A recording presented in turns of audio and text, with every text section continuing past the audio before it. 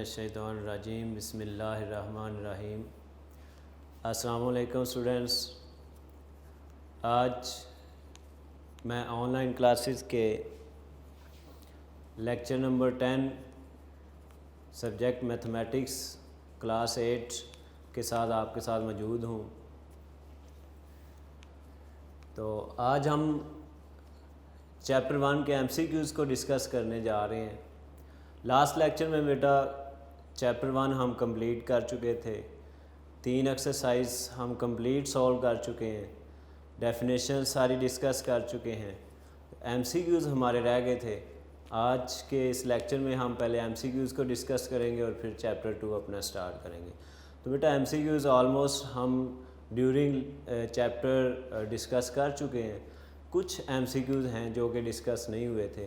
तो बहरहाल इस लेक्चर में हम 1 से लेकर एंड तक टोटल MCQs जो आपकी बुक के हैं वो डिस्कस करेंगे। तो आप लोगों ने बेटा पहले बुक को ओपन कर लेना है, चैप्टर 1 के MCQs खोल लेने हैं टेक्स्ट बुक से आप। तो बेटा ये बुक का पेज नंबर 25 है, 25 पेज नंबर आप लोगों ने बेटा खोल लेना है। तो MCQs को ध्यान से बेटा समझना है, MCQs को रटा नहीं लगाना, भूल जाएंगे ये MCQs। तो MCQs नंबर 1 बेटा a collection of well defined distinct objects is called set. ये सेट की डेफिनेशन है। Second, a set having no elements is called empty set. ये एम्प्टी सेट की बेटा डेफिनेशन है। Empty set the set which have no elements, जिसका कोई भी एलिमेंट ना हो तो एम्प्टी सेट होगा बेटा। Third MCQs, the set having only one element is called singleton set. ये भी बेटा सिंगलटन सेट की डेफिनेशन है। ऐसा सेट जिसका सिर्फ एक ही एलिमेंट हो, अ सेट दैट हैविंग या containing only one element is called singleton set. MCQs number 4 बेटा, which one of the following is the power set of an empty set. Empty set का power set बेटा ये चीज़ ध्यान से समझनी है, ये ऑलरेडी हम डिस्कस कर चुके हैं। एक्सरसाइज 1A में हमने एम्प्टी सेट का पावर सेट सॉल्व किया था, फाइंड किया था। तो एम्प्टी सेट बेटा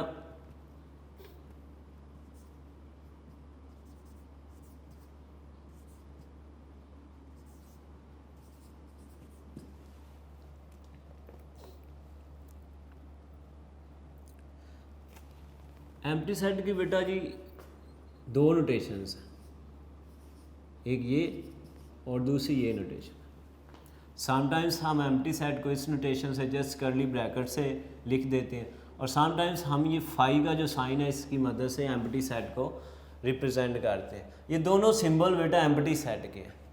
जब हम इसके पावर सेट की बात करेंगे, power set of empty set,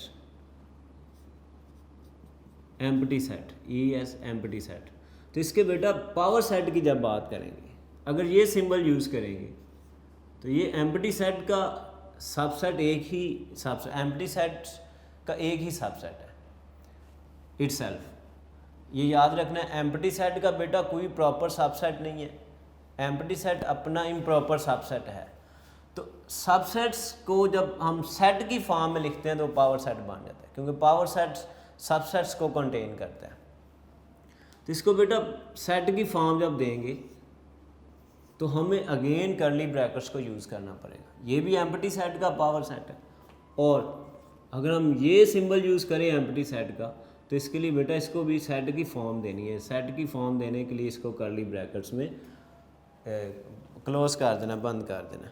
तो बेटा जी यहाँ पे आपके जो ऑप्शंस हैं, ऑप्शन नंबर जो D है, D गौर करें तो ये ऑप्शन इस रिप्रेजेंट कर रही है एम्प्टी सेट के पावर सेट को, ये D ऑप्शन इसकी आएगी। तो इसका बेटा MCQs number 5 the number of proper subsets of sets. तो बेटा ये MCQs नंबर 5 में जो सेट हमारे पास गिवन है, फॉर एग्जांपल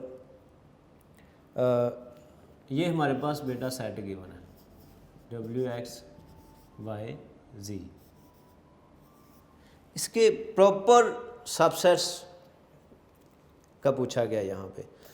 तो बेटा पॉसिबल सबसेट्स, किसी भी सेट के पॉसिबल सबसेट्स कितने हो सकते हैं, उसके लिए हमने फार्मूला डिस्कस किया था एक्सरसाइज 1A में। तो नंबर ऑफ सबसेट्स, कोई भी सेट बेटा हो तो उसके नंबर ऑफ सबसेट्स कैसे फाइंड किए जाते हैं, इसके लिए हमने बेटा जी फार्मूला डिस्कस किया था 2 पावर के रिप्रेजेंट करता है नंबर ऑफ एलिमेंट्स को। इस सेट की बेटा बात करें तो इस सेट में 4 एलिमेंट्स गिवन है, 1 2 3 एंड 4। इट्स मीन 2 पावर 4, और 2 पावर 4 को बेटा जब हम सॉल्व करते हैं 2 मल्टीप्लाई बाई 2 इंटू 2 इंटू 2, यानी 2 को 4 टाइम्स जब मल्टीप्लाई करेंगे तो ये हमारे पास 16 आएगा। ये बेटा टोटल सबसेट्स है। और मैंने आप लोगों को ये भी बताया था कि किसी भी सेट के जितने टोटल सबसेट्स होते हैं उनमें से एक इम्प्रॉपर सबसेट होता है और बाकी सारे प्रॉपर होते हैं। तो यहाँ पर बेटा टोटल सबसेट 16 है, इनमें से एक इम्प्रॉपर सबसेट होगा जो कि सेट इटसेल्फ है, और बाकी जो सबसेट्स होंगे, बाकी कितने बचेंगे, इसमें से एक कम कर दें तो बेटा बाकी हमारे पास 15 सबसेट्स बचेंगे। ये 15 सबसेट इसके प्रॉपर सबसेट है। यहाँ पर बेटा इस चीज़ के को स्टेटमेंट को ध्यान से पढ़ना है। इस तरह के एमसीक्यूज में अक्सर स्टूडेंट मिस्टेक कर जाते हैं, वो ये प्रॉपर के वर्ड को ध्यान से नहीं देखते, मिस कर जाते हैं, वो सबसेट्स को देखते हैं। टोटल सबसेट तो 16 है, लेकिन यहाँ पे बेटा बात हो रही है प्रॉपर सबसेट्स की। प्रॉपर सबसेट 16 नहीं, इसके 15 है। तो इसकी बेटा ऑप्शन जो सी है वो इसका आंसर है।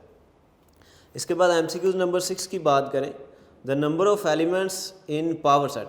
हाँ, ये इसमें बेटा just number of elements in power set, यहाँ पे भी स्टेटमेंट में ज़रा गौर करना है। उसने इस सेट के एलिमेंट्स की तादाद नहीं पूछी, बल्कि क्या पूछा है, number of elements in power set, यानी दिए गए सेट के पावर सेट के एलिमेंट। और किसी भी सेट के पावर सेट के जो एलिमेंट्स होते हैं वो गिवन सेट के पॉसिबल सबसेट्स होते हैं। गिवन सेट के, दिए गए सेट के जितने पॉसिबल सबसेट्स होते हैं, टोटल जो सबसेट्स होते हैं वो पावर सेट के एलिमेंट्स होते हैं। तो बेटा यहाँ पे बेसिकली इसने इसके सबसेट्स पूछे हैं, टोटल सबसेट्स, प्रॉपर इम्प्रॉपर की बात नहीं हो, टोटल सबसेट्स सामने बताने हैं, वही इसके पावर सेट के एलिमेंट होंगे। तो बेटा यहाँ पे इसके 3 एलिमेंट्स हैं, LMN 3 एलिमेंट्स हैं। तो ये फार्मूला हमारे पास बेटा जी लिखा हुआ है। तो के नंबर ऑफ एलिमेंट्स, यहाँ पर 3 एलिमेंट्स हैं, तो 2 पावर 3 बेटा 8 होगा, 2 को 3 टाइम्स मल्टीप्लाई करेंगे तो 8 एलिमेंट्स इसके पावर सेट के होंगे। तो इसकी बेटा ऑप्शन नंबर सी, इसकी भी ऑप्शन सी है इस एमसीक्यूज़ की। अब ये 7 वाला एमसीक्यूज़ बेटा ज़रा ध्यान से समझिएगा। 7 वाले एमसीक्यूज़ में जो स्टेटमेंट गिवन है, स्टेटमेंट को गौर से पढ़ना है। इफ़ एक्स सबसेट्स है Y, X is the subset of Y, X is the subset of Y, X Y का सबसेट है, यानी एक्स सबसेट है, वाई सुपर सेट है। Then X union Y is equal to, यानी X union Y किसके इक्वल होगा। तो बेटा जी जब हम 2 सेट्स की यूनियन को डिस्कस करते हैं, यूनियन को सॉल्व करते हैं, जब हम 2 सेट्स की यूनियन फाइंड करते हैं तो यूनियन ऑफ 2 सेट्स में दोनों सेट्स के एलिमेंट्स कंबाइन हो जाते हैं। तो बेटा एक्स वाई का सब सेट है, एक्स के भी एलिमेंट्स वाई में मौजूद है, एक्स के तमाम एलिमेंट्स वाई में मौजूद हैं। तो इसमें जब हम यूनियन लेंगे तो यूनियन में एक्स के एलिमेंट्स भी आने, वाई के एलिमेंट्स भी आने हैं। तो एक्स के एलिमेंट्स तो वाई में मौजूद हैं, तो जब इनकी यूनियन को हम सॉल्व करेंगे तो हमारे पास सुपर सेट आएगा, वाई आएगा। याद रखना है बेटा, जब एक सबसेट हो और एक सुपर सेट हो, दोनों की जब हम यूनियन को सॉल्व करते हैं तो आंसर सुपर सेट आता है। तो इसकी ऑप्शन नंबर बी आएगी बेटा जी।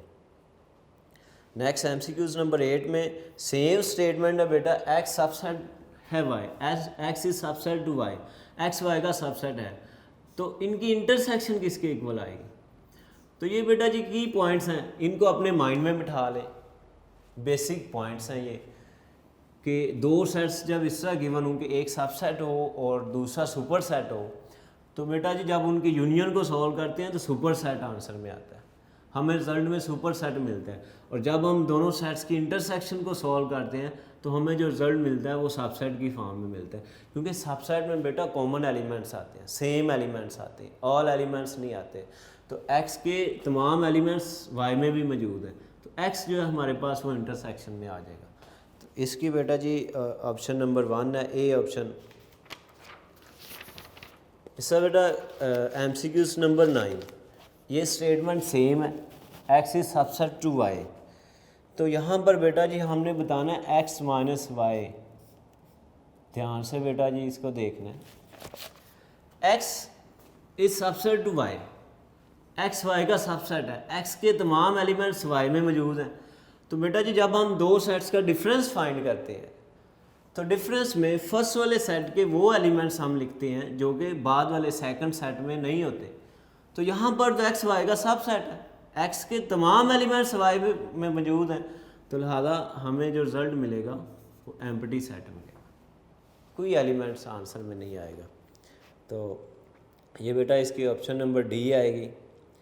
इससे बेटा MCQs नंबर 10 की बात करें तो MCQs नंबर 10 में कहा गया है A intersection B is equal to empty, यानी दो सेट्स की इंटरसेक्शन एम्प्टी कब होगी, जब बेटा जी उनमें कोई भी एलिमेंट कॉमन नहीं होगा। इंटरसेक्शन में कॉमन एलिमेंट्स आते हैं, कॉमन एलिमेंट्स को हम लिखते हैं। तो बेटा जी दो सेट्स की इंटरसेक्शन एम्प्टी कब, एम्प्टी सेट हमें मिलेगा इंटरसेक्शन में जब दोनों सेट्स में कोई भी एलिमेंट सेम नहीं होगा।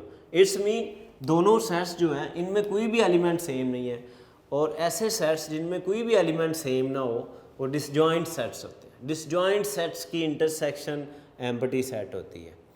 तो बेटा जी इसकी 10 MCQs है, तो डिसजॉइंट सेट सी ऑप्शन इसकी है, ये डिसजॉइंट है। इसके बाद बेटा जी MCQs number 11 the complements of universal set, ये हम सॉल्व कर चुके हैं।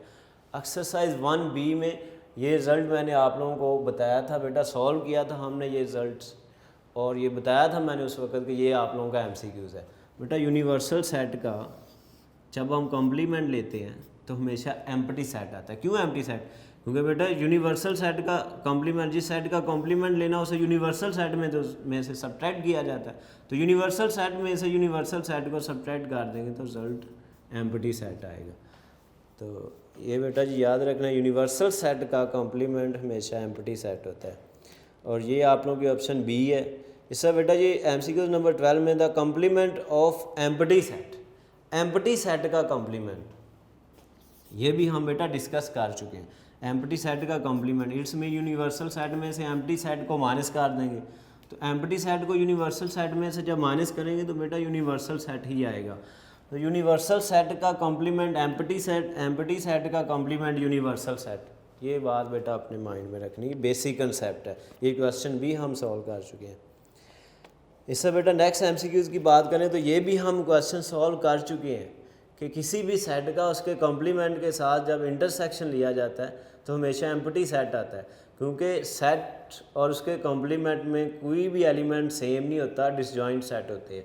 ये रिजल्ट हम बाकायदा बेटा सॉल्व कर चुके हैं। A intersection A complement is equal to empty set, बेटा ये हमेशा एम्प्टी सेट आएगा। इससे बेटा जब इनके यूनियन को सॉल्व करेंगे MCQs नंबर 14 जो है उसमें बेटा इन दोनों की यूनियन को लिया गया, तो किसी भी सेट की उसके कॉम्प्लीमेंट के साथ बेटा जी जब यूनियन हम लेते हैं तो आंसर में यूनिवर्सल सेट आता, तो रिजल्ट यूनिवर्सल सेट आएगा। इसकी ऑप्शन ए बेटा जी MCQs नंबर इसकी ऑप्शन बेटा 14 की ए है। MCQs number 15 set builder form given है एक बेटा, the sets x such as x belong to A and x does not belong to B। तो बेटा ये दो सेट्स का डिफरेंस है, ये जो हमारे पास सेट बिल्डर फॉर्म गिवन है, x सच है x belong to A and x does not belong to B। It's mean बेटा ये जो रिज़ल्ट है ये A माइनस B है, यानी आंसर में A के एलिमेंट्स होंगे, x A को बिलोंग कर रहा होगा, B को बिलोंग नहीं करेगा। ये ए माइनस बी की सेट बिल्डर फॉर्म बेटा लिखी गई है। तो इसकी ऑप्शन नंबर ये सी है। 16 MCQs बेटा, the set X such as X belong to A and X belong to B is equal to, बेटा एक्स ए को भी बिलोंग कर रहा है और एक्स बी को भी बिलोंग कर रहा है, दोनों को बिलोंग कर रहा है। तो ये बेटा जी इनकी इंटरसेक्शन होगी, यूनियन नहीं होगी। यूनियन में तो ए के एलिमेंट्स भी हो सकते हैं, बी के एलिमेंट्स भी हो सकते हैं। ये कंपल्सरी नहीं है कि एक्स ए को बिलोंग कर रहा है तो वो बी को भी करेगा, दोनों को बिलोंग कर सकता है। बेटा यहाँ पे वो एलिमेंट्स लिए गए जो कि दोनों सेट्स को बिलोंग कर रहे हैं। एक्स ए में भी मौजूद है, एक्स बी का एलिमेंट्स भी है, तो सेम एलिमेंट्स इंटरसेक्शन में लिए जाते हैं। तो यहाँ पर बेटा जो ऑप्शन आएगी MCQs नंबर ये जो 16 है, सी ऑप्शन बेटा, ये दो सेट्स का इंटरसेक्शन है। 17 MCQs, according to associative law. Associative law में बेटा ब्रैकेट को चेंज किया जाता है। ये आप लोगों के माइंड में ये प्रॉपर्टी होनी चाहिए, आप लोगों को याद होनी चाहिए ये प्रॉपर्टी। एसोसिएटिव लॉ में बेटा ब्रैकेट को जस्ट चेंज किया जाता है, यानी यहाँ पे ये गिवन है A union B union C, तो इक्वल के दूसरी साइड पे बेटा ब्रैकेट चेंज हो जाएगी, ब्रैकेट ए और बी के राउंड आ जाएगी और सी सेट बाय चला जाएगा। ये एसोसिएटिव लॉ है। तो ये बेटा आप लोगों के ऑप्शन ए है। इससे 18 MCQs number 18, in the Venn diagram universal set is represented by. तो वेन डायग्राम में बेटा यूनिवर्सल सेट को हमेशा एक रेक्टेंगल की फॉर्म में रिप्रेजेंट किया जाता है। ये चीज़ हम डिटेल में डिस्कस कर चुके हैं। Next MCQs, empty set is of every non empty set. Empty set बेटा हर नॉन एम्प्टी सेट का प्रॉपर सबसेट होता है। एम्प्टी सेट का इम्प्रॉपर सबसेट है। Empty set itself improper subset है, अदरवाइज बाकी तमाम सेट्स का ये प्रॉपर सबसेट है। Empty set is proper subset of every non empty set. यहाँ पे प्रॉपर सबसेट की बेटा ऑप्शन आएगी, ऑप्शन ए। तो बेटा जी लास्ट MCQs नंबर 20, दो सेट्स गिवन है। ए सेट जो है वो होल नंबर्स को रिप्रेजेंट कर रहा है और जो सेट बी है वो नेचुरल नंबर्स का सेट है। सेट ए बेटा ये यहाँ पे देखें, set A whole numbers, W से होल नंबर्स को हम रिप्रेजेंट करते हैं। होल नंबर्स 0 से स्टार्ट होते हैं, 0 1 2 3 अप टू सो ऑन, ये चलते जाते हैं। और सेट बी जो बेटा है वो नेचुरल नंबर्स का सेट है और नेचुरल नंबर्स 1 से स्टार्ट होते हैं और ये भी कंटिन्यूसली चलते हैं। तो बेटा जी रिज़ल्ट जो पूछा गया वो a माइनस बी, ए का डिफरेंस b से। तो बेटा होल नंबर्स और नेचुरल नंबर्स में जो डिफरेंस है वो किस चीज़ का है? 0 का है। a का डिफरेंस b से बेटा देखा जा रहा है, तो a का b से जो डिफरेंस है, सेट a का डिफरेंस b से, वो 0 का है। तो इसका आंसर बेटा जो होगा वो 0 होगा। इसकी ऑप्शन बेटा डी। तो ये बेटा 20 MCQs थे, इनको समझकर आप लोगों ने तैयार करना है। इनको रट्टा बिल्कुल नहीं लगाना बेटा जी, रट्टा लगाएंगे तो ये एट अ टाइम आप लोगों को याद हो जाएंगे ऑन द स्पॉट, लेकिन जब नेक्स्ट चैप्टर पे जाएंगे तो बेटा जी ये सारे भूल जाएंगे, कुछ भी माइंड में नहीं रहेगा। इनको समझना है, कंसेप्ट है, कंसेप्टली आपके माइंड में होंगे तो फिर ये भूलेंगे नहीं। तो अब बेटा जी हम अपना चैप्टर नंबर 2 स्टार्ट करते हैं। चैप्टर 1 हमारा हर लिहाज से कंप्लीट हो चुका है, ईच एंड एवरीथिंग हम डिस्कस कर चुके हैं। तो बेटा जी चैप्टर नंबर 2 है हमारा रियल नंबर्स। तो बेटा रियल नंबर्स को डिस्कस करने से पहले, डिफ़ाइन करने से पहले हम रैशनल एंड इरेशनल नंबर्स को डिफ़ाइन करेंगे।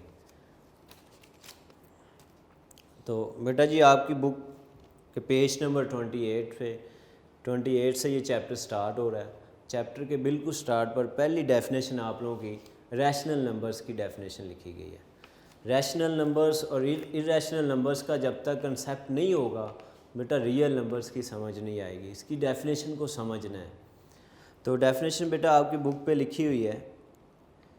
the numbers which can be expressed as p over q ratio form, where p and q both are integers and q does not equal to 0 are known as rational numbers. बेटा rational number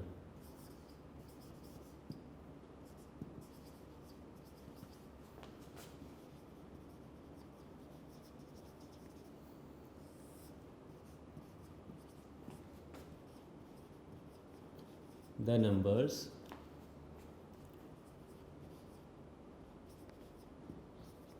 which can be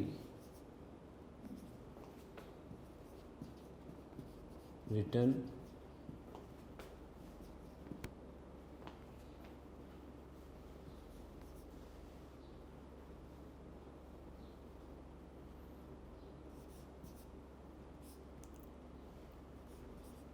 p over q ratio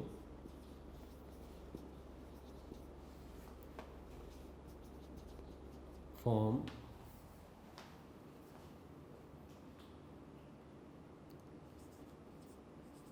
are known as rational number.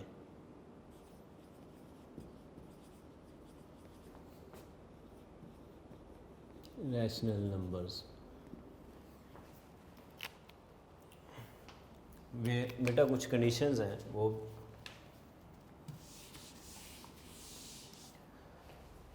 P and Q ratio form where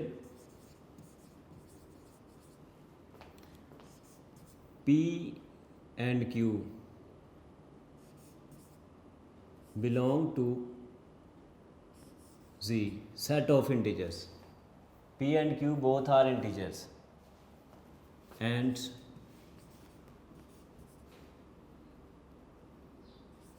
Q does not equal to 0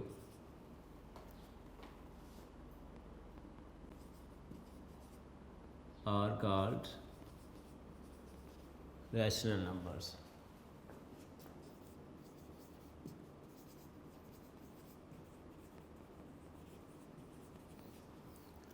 ये बेटा rational number की definition है. The numbers which can be written which can be express लिख लें, written लिख लें in p over q ratio where p and q belong to Z, Z set of integers. बेटा p भी एक integer होना चाहिए और q भी इंटीजर होना चाहिए. Set of integers, set of integers को बेटा z से नोट करते हैं तो ये आप लोगों को सेट ऑफ इंटीजर्स का पता होना चाहिए. ये मैं लिख देता हूँ सेट ऑफ इंटीजर्स.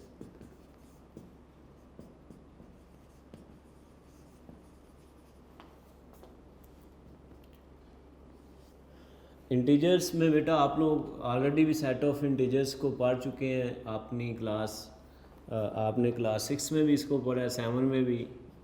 ध्यान से बेटा ये आपको आपके माइंड में होना चाहिए, आपको पता होना चाहिए कि सेट ऑफ इंटीजर्स क्या है, इंटीजर्स कौन से. अगर इंटीजर्स का पता नहीं होगा तो ये डेफिनेशन क्लियर नहीं होगी. इंटीजर्स में बेटा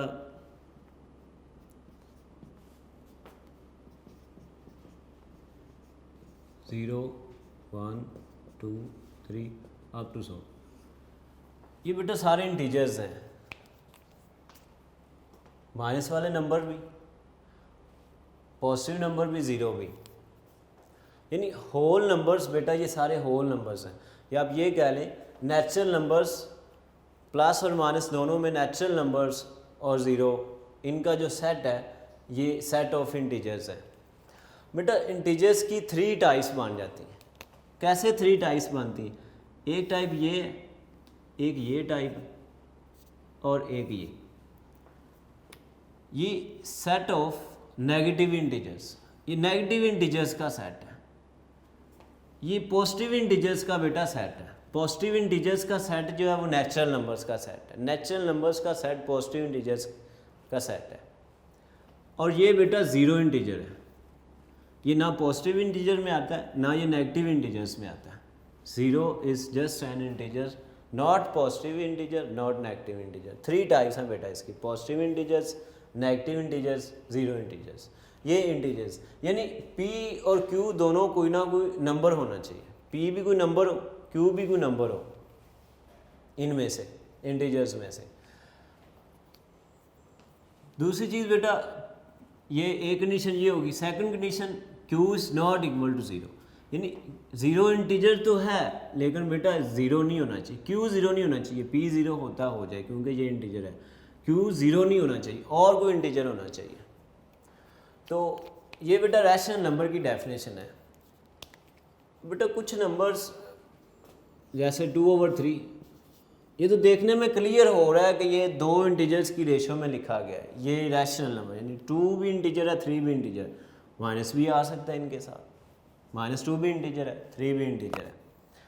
इस 5/2, ये भी दो इंटीजर्स की रेशो में लिखा गया। ये तो बेटा क्लियर हो रहे हैं ये रैशनल नंबर है।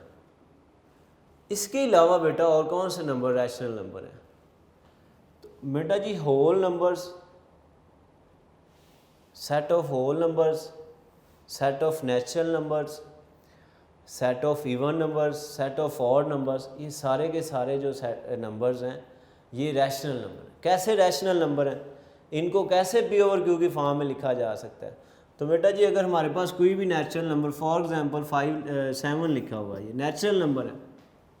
अब ये देखने में टू इंटीजर्स की रेशो में नहीं लिखा हुआ, P/Q की फॉर्म में नहीं लिखा हुआ, लेकिन बेटा इसको P/Q की फॉर्म में हम लिख सकते हैं। डेफिनेशन कह रही है which can be written in the form of P/Q, जिनको P/Q की फॉर्म में लिखा जा सकता हो। P और Q दोनों इंटीजर हो, Q ज़ीरो नहीं होना चाहिए। तो बेटा जी इसकी हम डिवीजन में 1 लिख सकते हैं, 1 के साथ इसकी रेशो को ले सकते हैं। 1 तो हर नंबर का डिवाइज़र है, तो ये भी इंटीजर, ये भी इंटीजर, जो ये ज़ीरो भी नहीं है, तो ये डेफिनेशन होल्ड हो रही बेटा इसके ऊपर। तो जितने भी नेचुरल नंबर्स हैं, जितने भी होल नंबर्स हैं, ये सारे बेटा रैशनल नंबर हैं। इनको P/Q की फॉर्म में हम लिख सकते हैं। होल नंबर में अगर ज़ीरो की बात करें तो बेटा ज़ीरो की 1 के साथ रेशो ले सकते हैं क्योंकि P ज़ीरो हो सकता है, कंडीशन Q के ऊपर है, डिनोमिनेटर में ज़ीरो नहीं होना चाहिए। तो बेटा ये भी दो इंटीजर्स की रेशो है, डेफिनेशन होल्ड हो रही है, तो ये भी रैशनल नंबर है। तो बेटा जी जितने आपके होल नंबर्स हैं, नेचुरल नंबर्स हैं, ये सारे नंबर्स जो हैं ये रैशनल नंबर हैं। इसके अलावा वो नंबर्स जिनको P/Q की फॉर्म में लिखा जा सकता हो, ये सारे नंबर। ये तो देखने में ये तो क्लियर हो रहा है ना कि ये रेशो में लिखा हुआ है टू इंटीजर्स की, तो ये रैशनल नंबर है। तो बेटा सेकंड डेफिनेशन, इसके बाद हम इर्रेशनल नंबर की डेफिनेशन पे जाते हैं। तो इरेशनल नंबर्स की डेफिनेशन बेटा सेम है, जस्ट एक वर्ड का चेंज आना है। The numbers which can not be written, वो नंबर्स जिनको P/Q की रेशो में ना लिखा जा सकता। The numbers which can not be written in P/Q form where PQ belong to ZQ। बाकी सारी डेफिनेशन बेटा जी सेम है, टोटल सेम है। इरेशनल नंबर की डेफिनेशन आपकी बुक पे भी लिखी हुई है, तो बेटा जी बुक पे ज़रा गौर करें, पेज नंबर 29 पे second definition, irrational numbers. There are also some numbers which are not rational and can not be expressed as ratio of two integers, that is why they are known as irrational numbers. So the numbers which can not be expressed as P/Q ratio form where P and Q both are integers and Q does not equal to 0 are known as irrational numbers। तो बेटा जी rational number की definition को याद करें, irrational number की definition खुद याद हो जाएगी, जस्ट एक वर्ड ऐड होना है तो डेफिनेशन कंप्लीट हो जाती है।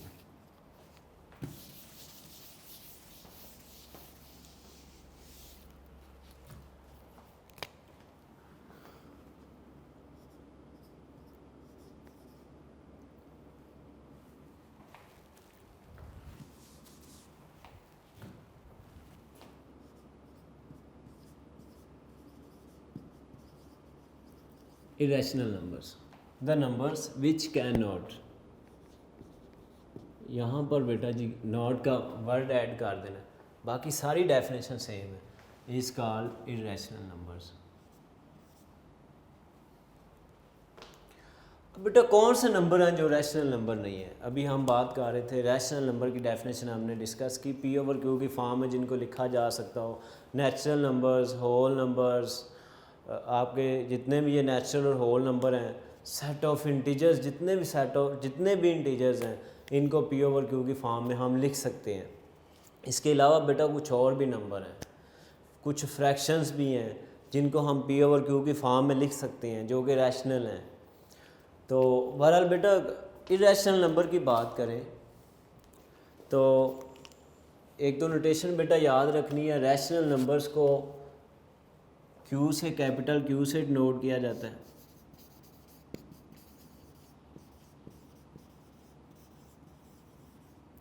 रैशनल नंबर्स के लिए बेटा जो नोटेशन यूज़ की जाती है कैपिटल क्यू से इनको रिप्रेजेंट किया जाता है, और इरेशनल नंबर्स के लिए